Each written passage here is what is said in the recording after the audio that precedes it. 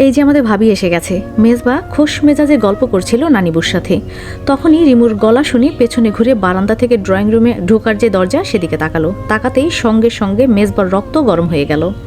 ওর সামনে আকসা দাঁড়িয়ে আছে, একটা কালো রঙের নেটে শাড়ি পরেছে, ব্লাউজটা শর্ট স্লিভ, তার বাইরে হাতের চিকুন বাহু দেখা যাচ্ছে। ফর্সা শরীরটা যেন কালো রঙের ছোঁয়া পেয়ে আরও বেশি ফুটে উঠেছে। মুখে হালকা পাউডার আর ঠোঁটে গাঢ় মেরুন রঙা লিপস্টিক।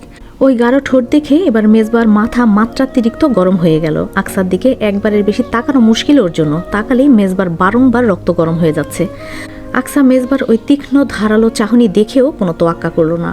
মাথায় কোনো রকম শাড়ির আঁচলটা টেনে সামনে এগিয়ে গিয়ে মিষ্টি হেসে সালাম দিল।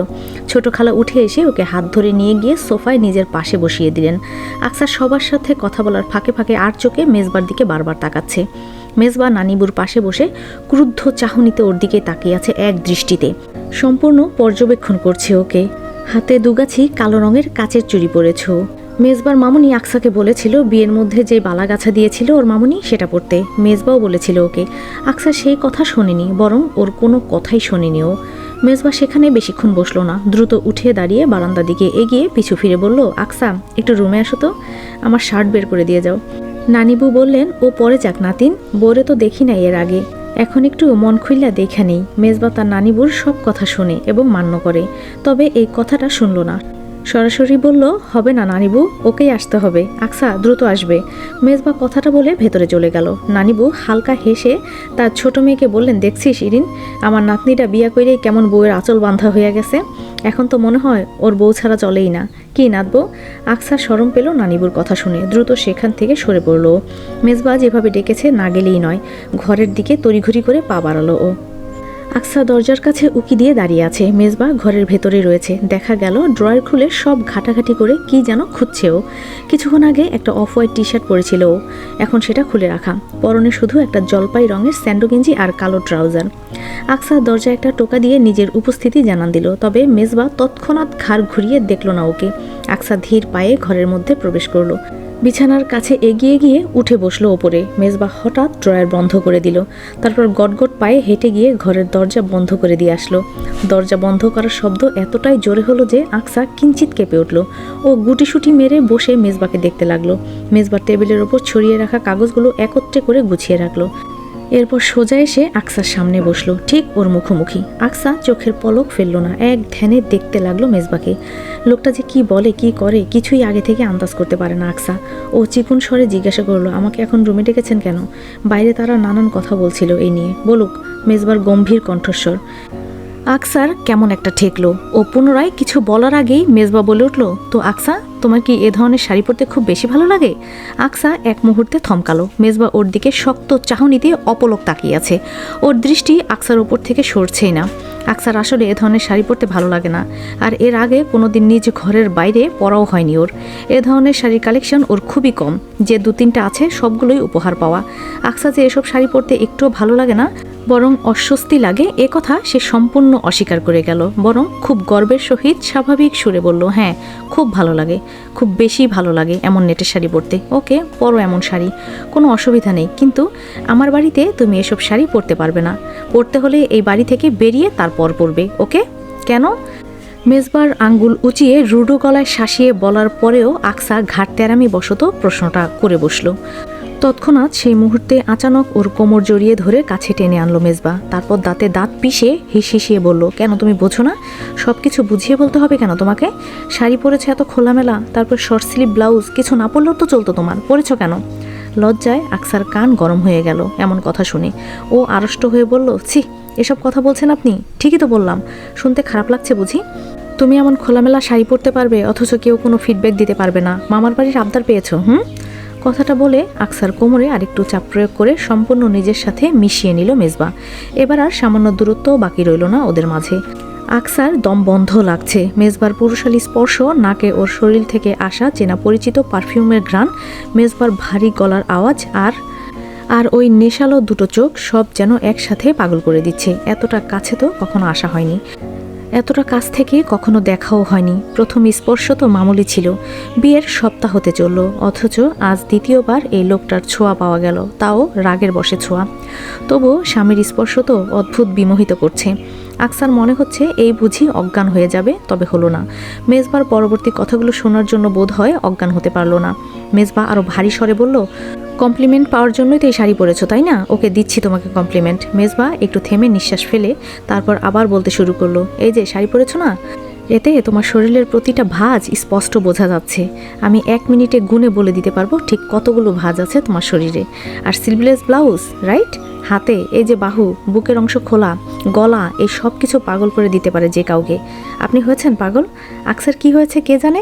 মেজবা ওকে এভাবে ক্রিটিসিজম করছে, তবু ওর ঠোঁটের কোণে হাসি ফুটে উঠেছে। এক ধ্যানে তাকিয়ে মেজবার কথাবার্তা শুনছে, আবার বেহায়ের মতো বোকা বোকা প্রশ্নও করে বসছে। মেজবা আকসার এহেন প্রশ্নে থেমে গিয়ে ভুরু কুচকায়, তারপর পুনরায় বলতে শুরু করে, আমার ভাই তোমার প্রতি এসব কোনো ইন্টারেস্ট নাই, এজন্য আমি পাগল হইনি। আসলেই নেই। আকসার প্রশ্নে মেজবার কোনো হেলদোল হলো না, তবে আকসাকে ছাড়লও না। ওভাবেই চেপে ধরে রেখে দাঁতে দাঁত পিষে বলল, ফার্দার যেন আর এসব পোশাকে না দেখি। এটাই ফার্স্ট এবং এটাই লাস্ট ওয়ার্নিং। এরপর আর কখনো দেখলে রাগের মাথায় যে কি করে বসবো নিজেও জানি না। বাসর করবেন? মেজবা ভুরু কুচকে তাকায় আকসার বলা এমন বেহায়ামি কথা শুনে। কথাটা সম্পূর্ণভাবে এড়িয়ে বিছানা থেকে উঠে দরজার দিকে এগিয়ে গিয়ে রুডো স্বরে বলে, যা বললাম মনে রেখো। নেটের শাড়ি খুব বেশি পরতে মন চাইলে এই ঘর অবধি সীমাবদ্ধ রাখবে, বাইরে যেন না পড়ো। পড়লে কি করবেন? পা কেটে রেখে দেব। আকসার প্রশ্নের প্রত্যুত্তরে কথাটা বলে হনহনিয়ে ঘর থেকে বেরিয়ে গেল মেজবা। দুপুরের খাবার টেবিলে তখনও মেজবাকে পাওয়া যায়নি। মেজবা ওর ঘরে ছিল, কি যেন একটা জরুরি কাজ করছিল। মেহমানরা সবাই খাওয়ার পর্ব শেষ করে ছাদে গিয়ে বসেছেন মেজবার বাবা, চাচা, ফুপুদের সাথে। আকসাকে খাওয়ার টেবিলে জোরপূর্বক বসানো হয়েছিল, তাই ওর খাওয়া শেষ। কিন্তু ঈশা বেগম স্বস্তি পাচ্ছেন না ছেলে না খাওয়া পর্যন্ত। আকসার এই বাড়িতে টুকটাক কিছু নিজস্ব কাজ বাদে আর তেমন কোনো কাজ করতেই হয় না। তবুও আজ মেহমান আসায় শাশুড়ি আর চাচির ওপর বেশি কাজের প্রেশার পড়ায় ও নিজেও জোর করে ঠেলে রান্নাঘরে ঢুকেছে। ঈশা বেগম ওকে বললেন, যাও মা, মেজবাকে ডেকে আনতে পারো কিনা দেখো। ছেলেটা কাজ ছাড়া কিচ্ছু বোঝে না। দেখো দুপুরের খাবার খাওয়ার জন্যই তাড়া নেই ওর। তুমি একটু চেষ্টা করো মা, ওকে টেবিলে আনতে পারো কিনা। আকসা ইতস্ত করলেও শাশুড়ি মায়ের কথা ফেলতে পারলো না। ও ঘরে গিয়ে দেখলো মেজবা বিছানা ল্যাপটপে কিছু কাজ করছে এবং একই সাথে এক হাতে ফোন কানে নিয়ে কারোর সাথে কথা বলছে। দেখে মনে হচ্ছে খুব জরুরি কথাবার্তা চলছে। আকসা ঘরের ভিতর প্রবেশ করলো, হালকা কাশি দিয়ে দৃষ্টি আকর্ষণ করলো, বলল, আপনাকে আম্মা খেতে ডাকছেন, আমার কাজ আছে, পরে খাবো। আকসা শাশুড়ি মায়ের কথা ভেবেই অনুরোধের সুরে বলল, কাজ তো পরেও করা যাবে, এখন খেয়ে নেবেন, চলুন। বললাম না লেট হবে, ডিস্টার্ব করো না। মেজবা বোধ হয় এমন কোনো কিছু নিয়ে ঝামেলায় আছে বা বিরক্তে রয়েছে, না হলে এমন অযথা ধমক এর আগে আকসা কখনো খায়নি। ধমকটা খেয়ে ও আর যেন কোনো কথা বলল না, চুপচাপ ঘর থেকে বেরিয়ে গেল। দরজার বাইরে বেরোতেই ঘরের ভেতর থেকে বলা আরও কিছু কথা ওর কানে ভেসে আসলো। মেজবা কাউকে কলে বলছে, মিথিলা তুমি সমস্ত ডিটেলস বের করে আমাকে জানাও, আর রাতে আমাকে নক বা কল দিবে না, একটু ব্যস্ত থাকবো, আর ফোন আমার কাছেও থাকবে না। আকসা কৌতূহলী হলো, মেজবা কোন মেয়ের সাথে কথা বলছে? কে এই মেয়ে? আজ অবধি তো কোনো মেয়ের সাথে মেজবার পরিচয় আছে বা কথা হয় এমন কিছু আকসা দেখেনি বা কারো কাছে শোনেও নি। মেজবার কোনো মেয়ে ফ্রেন্ড নেই বলেই জানেও। তাহলে কে এই মেয়ে? আকসার জানতে ইচ্ছে হলো। ঠিক সন্ধ্যা করে মিহি ভাইয়ের ঘরে এলো। আকসা তখন ব্যালকনির গাছে পানি দিয়ে সবে ঘরে এসে ফ্রেশ হয়ে বিছানায় বসেছে। মিহিকে উপস্থিত দেখে ও বসতে বলল। ছোট চাচি এসে দুজনকে চা দিয়ে গেলেন। সাধারণত এই বাড়িতে সন্ধ্যার পর ড্রয়িং রুমে আড্ডা বসে, ওটাকে চায়ের আড্ডাও বলা যায়। তবে মেজবাকে সাধারণত ওই সময় বাড়িতে পাওয়া যায় না, ও বাইরে থাকে। আজও বেরিয়েছে ইরফানের সাথে। আকসারা ঘরে বসেছিল বলে ছোট চাচি ওদের ঘরেই চাটা দিয়ে গেল। চা পান করতে করতে মিহি এবার আসল কথাটা পেরে বসলো। আকসাকে বলল, বলো ভাবি, তুমি কি বলতে চেয়েছিলে? আকসা নিচু স্বরে বলতে লাগলো, আসলে তোমার ভাইয়ের সাথে আমার ছোটোখাটো একটা ঝামেলা হয়েছে, আর উনি না কেমন মানুষ জানি, আমার দিকে ওনার কোনো খেয়ালই নেই। সারাদিন কাজ, বন্ধুবান্ধব আর আড্ডা এসব নিয়ে থাকেন, আমাকে দেখার সময়ই হয় না তার। অ্যারেঞ্জ ম্যারেজ বুঝলাম, সব কিছু মানিয়ে নিতে একটু সময় লাগবে, সেটাও ঠিক আছে, কিন্তু তাই বলে মানানোর চেষ্টাও করবেন না। চেষ্টা না করলে ফল পাওয়া যায় কখনো? একটা সম্পর্ক এগোনোর জন্য তো চেষ্টা থাকা জরুরি। এসব টুকটাক বিষয়াদি নিয়েই ওনার সাথে আমার মনোমালিন্য চলছে। মূল কথা হচ্ছে আমার দিকে ওনার কোনো মনোযোগই নেই। আকসা অনেক কথা চেপে গিয়ে মূল কথাটা বলল। সব কথা আবার বলা যায় না। মেজবার সাথে হওয়া ওর ঝামেলা, ওকে নিয়ে মেজবার মনের বিরূপ মনোভাব, বিগত দিনের সকল ঘটনা, এগুলো সব এড়িয়ে গেল। ওর কথা শুনে মিহি খুব চিন্তিত হয়ে বলল, ওটা তো খুব চিন্তার বিষয় ভাবি। অবশ্য তুমি চাইলে আমি তোমাকে কিছু একটা সাজেশন দিতে পারি। তুমি কিভাবে? আকসা কৌতূহলী হয়ে প্রশ্ন করতেই মিহি এক গাল হেসে জবাব দিল, কারণ আমি একজন প্রেমিকা, তাই আমার এসব সম্পর্কে খুব ভালো ধারণা আছে। আকসার চোখ বড় বড় হয়ে গেল। মিহি প্রেম করে?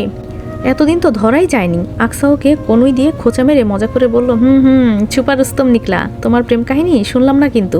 মিহি একটু লজ্জা পেয়ে বলল, সেসব পরে বলবো, আগে তোমার দিকটা দেখি। তোমার সমস্যা তো খুবই জটিল, কারণ আমার ভাইয়া তো এর আগে কখনো কোনো প্রেম করেনি, তাহলে তোমাকে কেন এড়িয়ে যাবে? আকসা সেই মিথিলা নামক মেয়েটার কথা মিহিকে তৎক্ষণাৎ কিছু বলল না। মিহি কিছুক্ষণ ভেবে পুনরায় বলল, আসলে আমার ভাইয়া ডিফেন্সে জব করে তো, এজন্য হয়তো হতে পারে একঘেয়েমি লাইফ কাটাতে কাটাতে এখন বিয়ে, সংসার এসবের প্রতি অনীহা চলে এসেছে কিছুটা। এই অনীহা কিন্তু তোমাকেই কাটাতে হবে ভাবি। একটা সম্পর্কে কেউ একজন না এগোলে সম্পর্ক এগোনোটা দুষ্কর। আকসা বলল, বুঝতে পারছি আমি। এখন তোমাকে একটা পার্সোনাল কোয়েশ্চেন করতে চাই, যদি তুমি কিছু মনে না করো তবেই। এটা মূলত তোমার সমস্যার সমাধানের উপায় খুঁজে বের করতেই জিজ্ঞাসা করা। আমার কোনো সমস্যা নেই, তুমি জিজ্ঞাসা করতে পারো।